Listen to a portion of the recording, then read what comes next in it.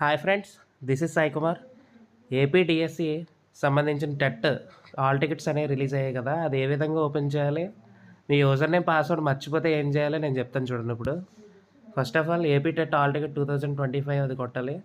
ఇక్కడ first page AP TET to DSC అని ఉందిగా, అది క్లిక్ చేయాలి. చేసిన తర్వాత ఈ కిందకు వస్తే AP TET hall tickets released అని ఉంది కదా, అది క్లిక్ చేయాలి. క్లిక్ చేసిన తర్వాత ఇక్కడ ఎంటర్ యువర్ యూజర్ నేమ్ ఉంది కదా, ఈ యూజర్ నేమ్ అనేది మీరు రిజిస్టర్ చేసుకున్నప్పుడు క్యాండిడేట్ ఐడి ఉంటుంది, అదే యూజర్ నేమ్.